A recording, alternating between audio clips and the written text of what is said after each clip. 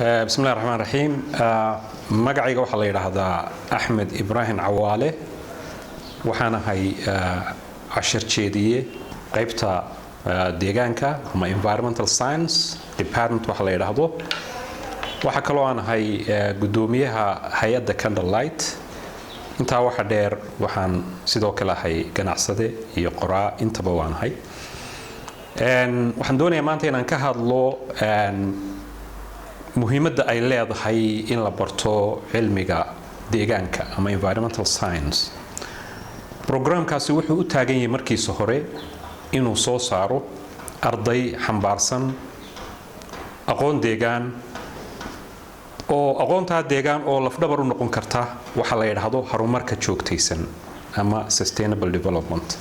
horumarka joogtaysan marka laga hadlayo waxa la isku miisaamaa saddex arrimood oo kala ah marka hore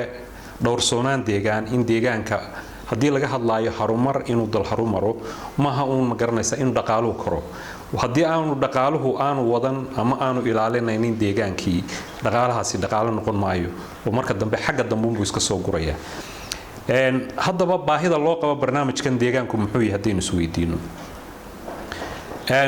markaad eegtid baahida sii kordhaysa ee arlada hadday tahay cimilada oo isbedelaysa hadday tahay wax soo saarkii oo yaraanaya hadday tahay hawadii oo wasakoobaysa waa loo baahan yahay aad iyo aad baa loo baahan yahay la helo aqoon-yahan xeel dheeraan u leh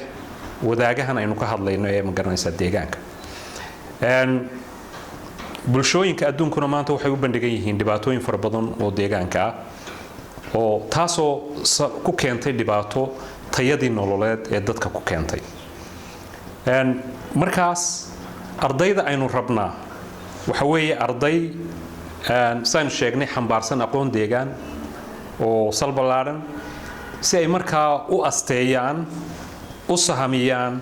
isla markaana u toosiyaan ama u saxaan dhibaatooyinka deegaan ee maartay aadamaha ku hareeraysan barnaamijkani wuxuu kulminayaa aqoon kala duwan oo aynu oran karno waa mid scientific aynu oran karna wuxuu gudbinayaa mid maamul oo maanta aad loogu baahan yahay ma garanaysaa qarniga 21aad in laga gudbo dhibaatooyinka deegaan ee jira isku xidhnaanta adduunku ee maanta marmarka qaar kood la yiraahdo waa qaryad yar ama waa global village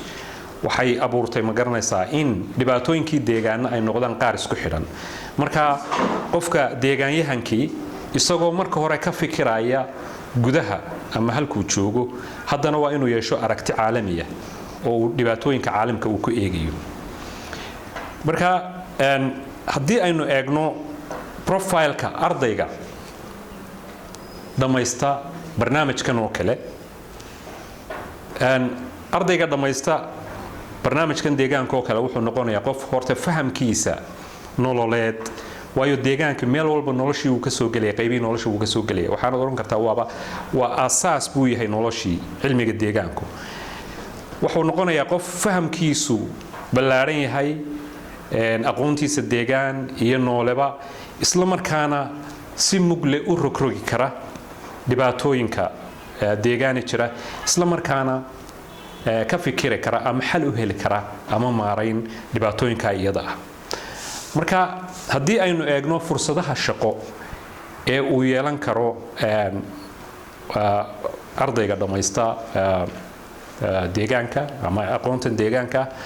sahamin la sameeyay 2012kii oo saadaalintaas ahayd 2012 ilaa 2022 waxa ay sahamintaasi muujinaysaa in fursadaha shaqo ee maanta adduunka ka jira aqoonta deegaanku ay si sanadla ah 15% u korodho taasoo ka badan markaad eegto qaybaha kale ama maaragtay la barto waa laga yaabaa dalkeena maanta deegaan marka laga hadlaayo in qofku ka fikiro uun dhir iyo miyi iyo inuu ka fikiro laakiinse sidaynu halkan ku soo sheegi doono waxa way aqoonta deegaantu way ka salbalaaran tahay inagoo og noloshii aadamuhu inta badan inay maaragtay ay isugu soo biyashubmayso degsiimooyinka ama magaalooyinka ama waxa la yiraahdo urbanization marka nolosha magaalooyinka iyo magaranaysa meelaha dadku isugu yimaadaan ayaa imika waxa weeye dhibaatooyin fara badan oo deegaan ayaa ka jira marka haddaynu niraahno maxay noqon karaan fursadaha shaqo waa badan yihiin aad iyo aad u badan yihiin waxay noqon karaan maalan khubaro ama la taliyayaal dhinaca deegaanka ah ayay noqon karaan oo takhasuskaas oo kale markay yeelaan waxay noqon karaan khubaro ama la taliyayaal ka shaqayn kara waxa la yiraahdaa maareynta khayraadka dabiiciga ama natural resource management waxa la yiraahdo waxay noqon karaan waxa la yiraahdo range managers oo ah khubaro xagga daaqa waxay noqon karaan khubaro xagga maxaynu nirahnaa duurjoogta iyo kaymaha ayay noqon karaan waxay noqon karaan khubaro xagga maareynta dikhowga waa pollutionka waxa la yiraahdo wasakhowga qashinka khubaro noocaas ay noqon karaan waxay noqon khubaro ka shaqeeya waxa la yiraahdo hubinta saameynta deegaanka ama environmental impact assessment waxa la yiraahdo ay noqon karaan waxay noqon karaan khubaro wadaajiya labada sector ee ah ecology oo ah xagga environmentka iyo tourismka oo xagga dalxiiska waxa la yiraahdo dalxiis deegaan way hadii laga hadlayo dalxiis isla markaasna waxa weeye deegaankii dhinac buu kaga jiraa arrimaha culturalka arrimahaas oo dhan baa dhinac kaga jira waxa noqon karaan khubaro xagga ma garanaysaa waxa la yiraahdo landscaping ama qurxinta ama bilicda magaalooyinka waa system waa nidaam dhan oo la barto weeye waxay noqon karaan ma garanaysaa shaqaale ka shaqeeya ama wasaaradaha hay'adaha dhinac kaloon imika aan aad iyo aad kulli aan looga fikirin oo laakiin si aad iyo aad uga badan dalalka horumaray waxa weeye shirkad waliba waxa weeye ma garanaysaa waa inay ku xisaabtanto arrimaha deegaanka oo waxa weeye institutionkaasi qashinka uu soo saarayo iyo tamarta uu isticmaalayo la taliyaal xagga deegaanka yeelayaan that means waxa weeye ma aha uun hay'adihii iyo shirkadihii iyo waxaan jeedaa ma garanaysaa shaqaale dawladeed laakiin se shirkadaha ku dhowdo fursado badan baa laga heli karaa mustaqbalka haddii markaa uu qofka cilmigan deegaanka marka ugu horeysa darajada ugu horeysa waa inuu bachelor ku qaato haddii uu heer ka gaaro haddana takhasus buu sii samayn karaa takhasusaadka aad sii samaynaysaa waxay noqon qaar aad loogu sii baahan yahay oo dhif ah oo ay ka mid yihiin maalan ablaynta dhirtoo kale iyo noolaha kale kala duwan waxa la yiraahdo taxonomist oo kale la yiraahdo waxay noqon karaan